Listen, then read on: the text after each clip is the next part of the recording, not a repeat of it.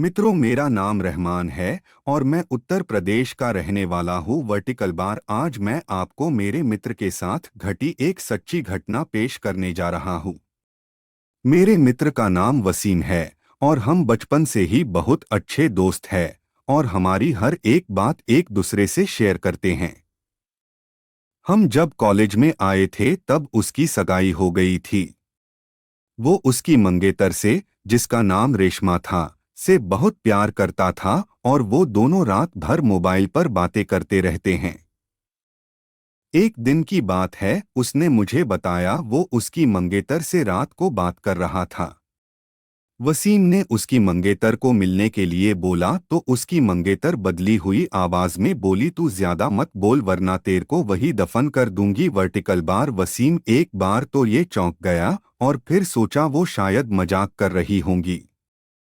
फिर वसीम भी उसको मजाक में बोला, क्या कर लेगी तू, मेरा देखते हैं। तो वो फिर बोली, आज रात देख तेरे साथ क्या होता है। यह कहकर उसने मोबाइल रख दिया। अगली सुबह जब वसीम मुझसे मिला तो वो अपनी आप बीती बताने लगा।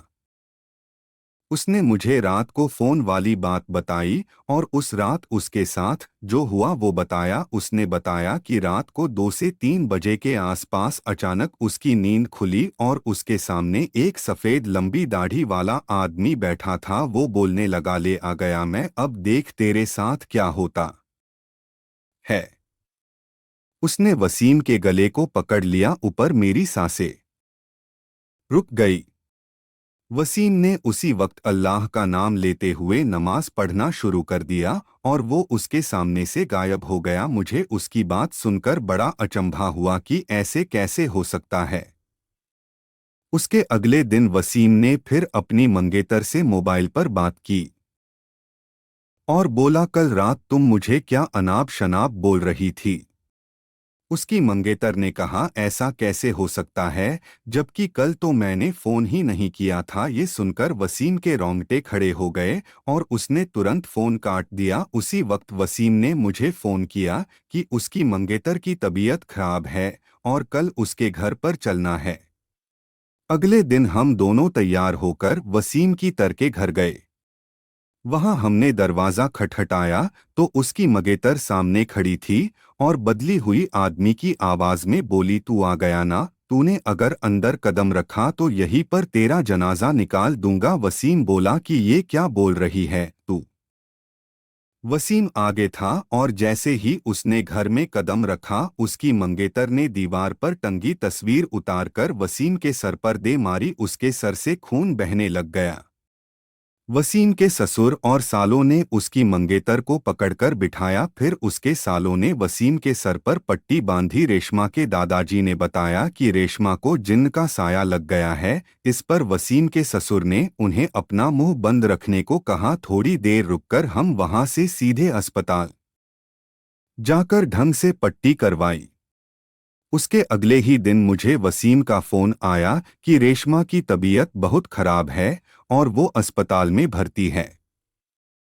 वसीम ने बाइक निकाली और हम दोनों जल्दी अस्पताल पहुंचे। वहां पर पहुंचते ही हमने डॉक्टर से रेशमा की हालत पूछी तो उसने बताया कि उसकी हालत बहुत नाजुक है, कोई असली बीमारी का पता नहीं चल पा रहा है और उसके घर वालों को डॉक्टर ने रेशमा को घर ले जाने को कहा। वर्टिकल बार सभी हैरान थे कि ऐसी क्या बीमारी है जिसका इलाज डॉक्टर के पास भी नहीं है।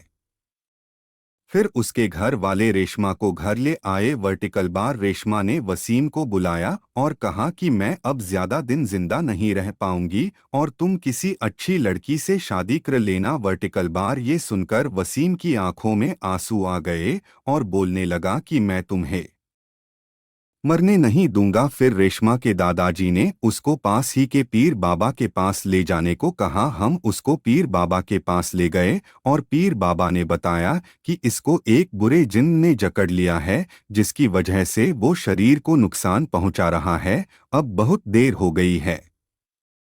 पीर बाबा ने बताया कि इसका एक ही इलाज है, यहाँ से 80 किलोमीटर दूर एक दरगाह है, वहाँ इसका इलाज हो सकता है। और बाबा ने बताया कि इसके साथ वही इंसान जाएगा जिसे वो सबसे ज्यादा चाहती है।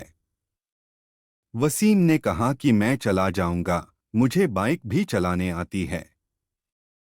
रात के 3 बजे वसीम और रेशमा दोनों बाइक पर निकल पड़े। लेकिन आधे घंटे बाद किसी का फोन आया कि वसीम और रेशमा दोनों एक्सीडेंट में मारे गए। ये सुनकर मेरा रो रो कर बुरा हाल हो गया। मेरा सबसे करीबी दोस्त अब इस दुनिया में नहीं रहा। और कुछ समय बाद वो दोनों लौट आते हैं और कहानी खत्म हो गई। दोस्तों, अगर आपको मेरी कहानी अच्छी लगी हो तो वीडियो को लाइक ज़रूर करें और चैनल को सब्सक्राइब भी करें तथा ऑल के ऑप्शन को सिलेक्ट करें।